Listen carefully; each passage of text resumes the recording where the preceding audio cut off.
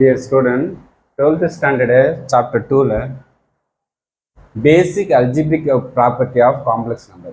Basic algebraic property of complex number பார்க்க போறோம். இதுல multiplication எப்படி நம்ம ப்ராப்பர்ட்டி யூஸ் பண்ண போறோம், addition எப்படி யூஸ் பண்ண போறோம்னு பார்க்க போறோம். ஓகே சரி, ஓகே. ஃபர்ஸ்ட் க்ளோஸ்ட் ப்ராப்பர்ட்டினா என்ன? டூ காம்ப்ளெக்ஸ் நம்பர் Z1 ஒரு complex number, Z2 complex number, ரெண்டு நான் Z1 Z2 ஆட் பண்ணா என்ன closed property? Just addition. Just multiplication நான் டூ காம்ப்ளெக்ஸ் வந்து மல்டிப்ளிகேஷன். இது பேசிக்கே நம்ம லாஸ்ட் வீடியோவில் யூஸ் பண்ணிருக்கோம். இப்போ பாருங்க. Next second competitive property. Commutative property என்ன? Z1 கூட காம்ப்ளெக்ஸனோட Z2 ஆட் பண்ணாலும் Z2 கூட Z1 ஆட் பண்ணாலும் ரெண்டையும் விழுகும் ஈக்குவலாக இருக்குன்னு சொல்கிறாங்க. அதே same multiplication Z1 Z2 multiply பண்ணாலும் Z2 Z1 மல்டிப்ளை பண்ணாலும் ஈக்குவலாக இருக்குன்னு சொல்கிறாங்க. இதான் மல்டிப்ளிகேஷனோட ப்ராப்பர்ட்டியில் என்ன property? Commutative property. Next third வந்து associative property. Associative three variable complex number Z1 Z2 Z3 three complex number.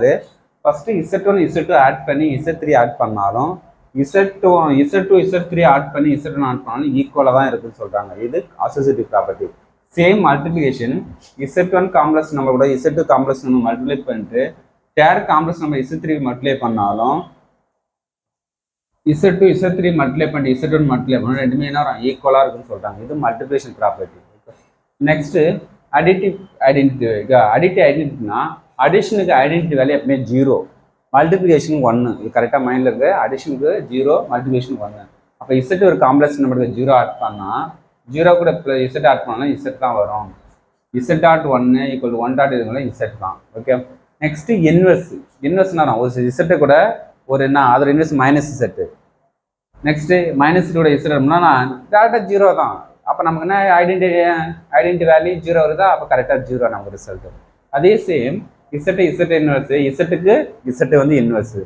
Z inverse Z எடுத்தாலும் 1 தான். வேற எப்படி சொல்லலாம்? Z by 1 by Z 1 by Z cancel ஆச்சா 1 வரும். இப்படி கூட சொல்லலாம் நமக்கு. இது பேசிக் அல்ஜிபிரிக் ப்ராப்பர்ட்டி காம்ப்ளெக்ஸ் நம்பரோட ஜென்ரல் பேசிக் ரூல். நெக்ஸ்ட் இன்னொரு அதர் டாபிக் டிஸ்ட்ரிபியூட்டிவ் ப்ராப்பர்ட்டி இருக்குது. டிஸ்ட்ரிபியூட்டிவ் ப்ராப்பர்ட்டினா three complex number Z1 into Z2 plus Z3 Z2 Z3 add பண்ணி Z1 மல்டிப்ளிகேஷன் பண்ணாலும் Z1 Z2 மல்டிப்ளை பண்ணிட்டு Z1 Z3 ரெண்டையும் add பண்ணாலும் result ஈக்குவலாக இருக்குன்னு சொல்கிறாங்க. வேற எப்படி சொல்லலாம்? Z1 Z2 ஆட் பண்ணிட்டு Z3 மல்டிப்ளை பண்ணாலும் Z1 Z3 மல்டிப்ளை பண்ணிட்டு Z2 Z3 மல்டிப்ளை பண்ணாலும் இதை ஆட் பண்ணாலும் ரிசல்ட் ஈக்குவலாக இருக்குன்னு சொல்கிறாங்க. இந்த ப்ராப்பர்ட்டி டிஸ்ட்ரிபியூட்டிவ் ப்ராப்பர்ட்டியோட ப்ராப்பர்ட்டி. இது அடிஷனோட property, closed property, associative commutative property, associative property, additive identity property, இது additive inverse property. இந்த ப்ராப்பர்ட்டி வச்சு சம்ஸ் இருக்கும். ஒர்க் அவுட் பண்ணி பார்க்கலாம். Thank you student.